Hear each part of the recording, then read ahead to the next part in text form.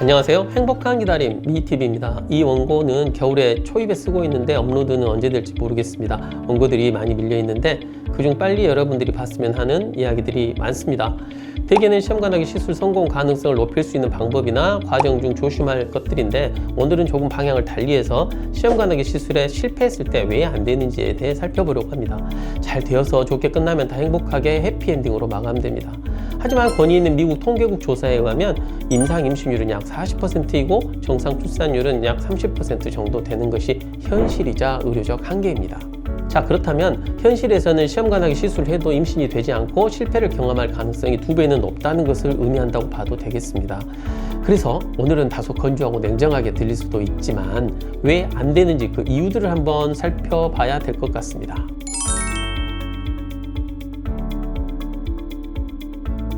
굳이 다시 말씀드리면서 강조하지 않아도 단일 요인으로 임신에 가장 영향을 주는 것은 바로 여성의 나이입니다. 나이가 들면 난자를 태어날 때부터 가지고 나오다 보니 난자의 노화가 일어나서 난자의 껍질이 두꺼워지고 질적인 면이 감소하게 됩니다. 오늘 만 48세 여성은 난자를 채취했는데 이분은 난자의 껍질이 투명대가 아예 없어서 폐기 처리했습니다. 이렇게 여러 면에서 난자의 개수, 질적인 면의 나이는 어쩔 수 없는 부정적 영향을 주게 됩니다.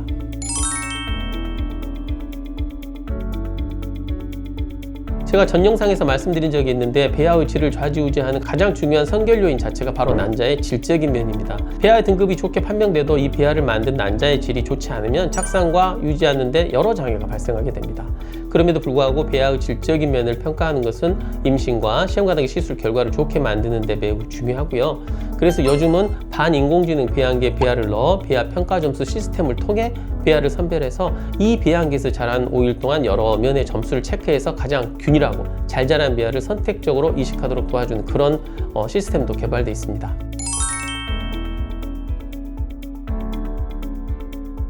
사실 그 말이 그 말 같긴 합니다. 나이가 들면 난소 반응이 감소하니까 이 역시 나이와 상관이 깊은 항목이긴 합니다. 하지만 어떤 여성들은 나이가 젊은데도 불구하고 난소의 기능이 보통 사람보다 심하게 감소되어 있는 경우도 있고 또 다른 여성은 수술이나 방사선 치료 등으로 인해서 인위적으로 감소되어 있는 경우도 있습니다.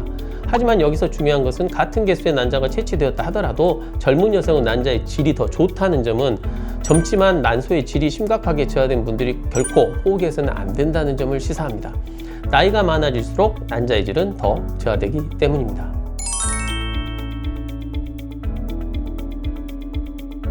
자, 그럼 지금까지는 결국은 난자의 질을 이야기하는 셈이 되는 것 같습니다. 다른 말로 하면 난자나 배아의 문제로 임신이나 착상이 안 되는 경우가 그러면 얼마나 되냐면 약 90%의 착상 실패의 원인이 바로 배아 문제입니다. 그리고 반대로 자궁 요인, 즉 받아들이는 쪽 문제일 가능성이 그 나머지라 이렇게 보시면 됩니다.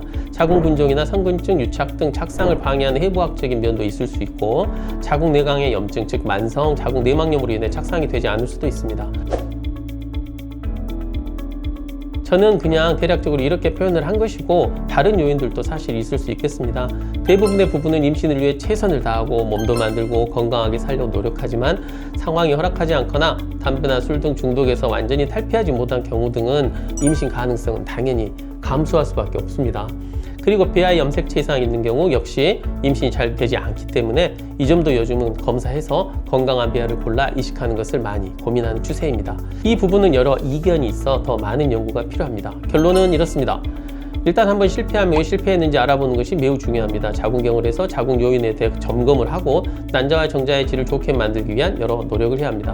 더불어 나이가 많은 분들은 센터에 따라 의견이 다르긴 하지만 배아 염색체 검사를 해보는 것도 옵션이 될 수 있습니다. 임신이 되는 것도 의학적인 면과 그렇지 않은 여러 수많은 것들이 노력과 정성에 의해 이루어지는 것처럼 지금은 실패했지만 다시 성공하기 위해서도 역시 많은 눈에 보이지 않는 노력과 운이 필요할 것으로 생각합니다. 그 운에는 찾아온 환자 부부를 세심히 살피는 의사의 꼼꼼함도 들어있을 것이고 이식하는 날 침대에 누운 환자의 손을 잡아주는 정성어린 간호사의 교감어린 따스함도 한몫할 것입니다. 이식을 마치고 돌아온 저녁 대신 설거지를 하며 발을 마사지해주는 남편의 한없는 사랑도 물론 커다란 역할을 하겠지요. 모든 게 어떻게 다 의학적으로 논문과 연구만으로 설명될까요? 저는 이제 그렇지 않다고 생각합니다. 실패로 인해 늦은 밤 잠 못 이루고 있다면 이렇게 생각하고 이제 핸드폰 접고 잠을 청할 때입니다. 내가 가고 있는 지금의 이 길이 대신 누가 해줄 수 없다는 것을 나는 안다. 또한 내가 최선을 다하는 것과 별개로 내가 조절할 수 없는 부분이 많다는 것을 나는 안다. 하지만 적어도 나의 이 바람이 분에 넘치는 욕심이 아니라 우리 부부를 닮아 세상에 나와 우리가 삶을 살아가는, 열심히 살아가는 이유를 알려달라는 정도의 욕심이라면 그 정도는 들어줄 부탁이라는 것을 나는 안다. 그래서 나는 내가 할 수 있는 선에서 잘하고 있으니 나머지는 병원이며 내 오늘 권장하는 어디에서든지 나의 바람에 응답해서 결론을 내줄 것이라고 나는 믿는다. 시청해 주셔서 감사합니다.